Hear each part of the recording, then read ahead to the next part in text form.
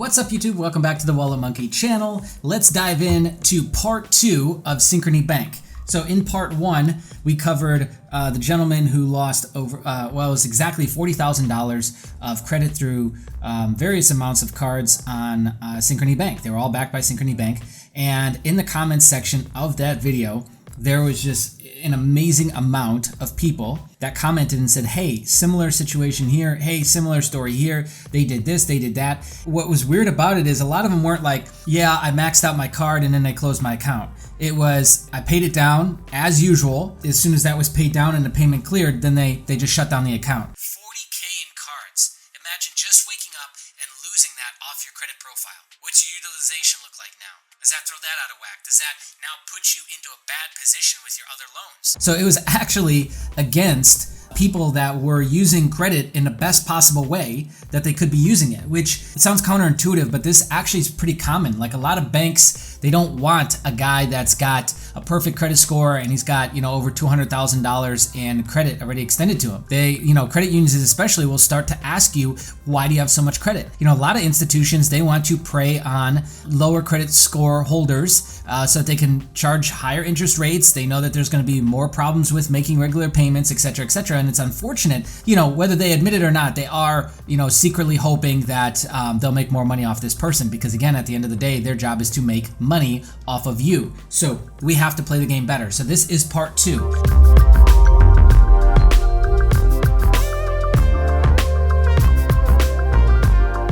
What are we going to talk about today? Well, we're going to dive into the arbitration clauses. And I never really thought that this would turn into a little series, but maybe it's gonna, man. Some of these topics really need to be talked about. They really need to go viral, and we really need to get this in front of more people. So you're a part of that now. If you like this, or if you read that last story, watched that last video, and you've had this happen to you and you're frustrated, share this video. Share these 2 videos. Share this series, right? This is how we get this out. So today, like I said, we're going to talk about the arbitration clause. Now, what is that? Well, if you get approved for a Synchrony card, which is what you see in front of you right here, this is the approval, part of the approval letter that you get. You get all the terms sheet. And on the term sheet, if we scroll all the way down, we need to clamp our eyeballs on this section here to start. Resolving a dispute with arbitration. It says, please read this section carefully. If you do not reject it, this section will apply to your account, and most disputes between you and us will be subject to individual arbitration. This means that 1,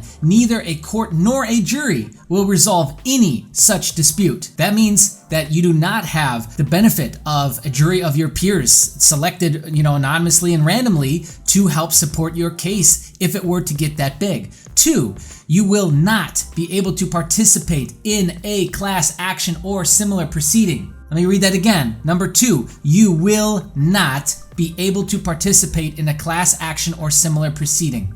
3 and 4, who cares? Doesn't even matter. That's all I wanted to mention here, because out of the first video, a ton of people started saying, hey, we should do something about this. Yes, you should. Everyone should get together and force them to get back in line with looking out for the better interest of not just themselves, but the people. They're offering a vehicle, a tool that does not give them the right to do some of the things that they've been doing. We can all agree that somebody losing $40,000 in credit has now had a negative effect on that person's life.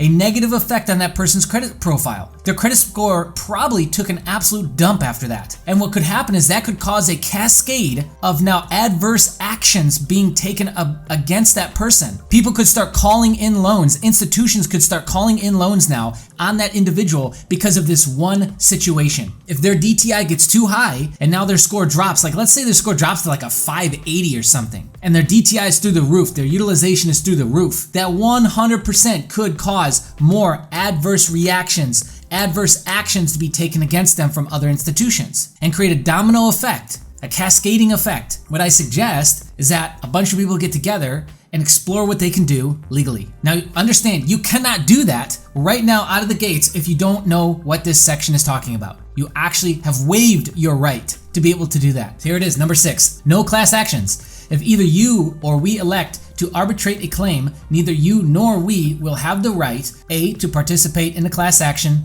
private attorney general action, or other representative action in court or in arbitration, either as a class representative or class member, or B, to join or consolidate claims with claims of any other persons except account holders on your account. Thus, you may not bring claims against us on behalf of any account holder who is not an account holder on your account, and you agree that only account holders on your account may be joined in a single arbitration with any claim you have. When there's enough people that have had something happen to them, a class action is absolutely necessary. It makes the case bigger, makes it easier to manage, and it's taken more serious by every party on every side, by the court itself. It's taken more serious. So it's in the best interest of the group to try and consolidate and turn this into a class action, because it's more powerful than a single individual. Just like it's better if you show up to court with more of your own witnesses, more of your own people, your community, your neighbors, people that know you, your family members in the courtroom. It's better that way. How to reject arbitration. You may reject this arbitration section. If you do that, a court will resolve any dispute or claim. This is what you want. To reject this section, send us a notice within 45 days after you open your account,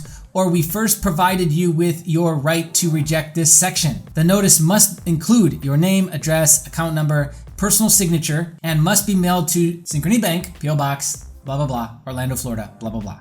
Okay, that's it for that. Now, here is a full list of all the credit card agreements, so you don't gotta wait until you get signed up for a credit card to see if they have an arbitration clause like that. Now, arbitration clause is nothing new. I'll give this link below. It's synchronybankterms.com. It's great. So it'll either give you a phone number to call, or it'll give you a direct link to go and download that PDF right then and there. Okay, so that handles Synchrony. Let's move on. This is nothing new. Arbitration clauses are in a lot of terms of service for a lot of different credit cards, right? If we scroll down, this is an article from 2017, by the way, on CNBC. There's a lot of companies that have arbitration clauses. American Express, your favorite, BB&T, which is now Truist, CapitalOne does not, Chase does not, Citibank does, Citizens does, Cominity does. Here's Synchrony way down here. Yes, they do. State Farm does not. There's more that have it than don't.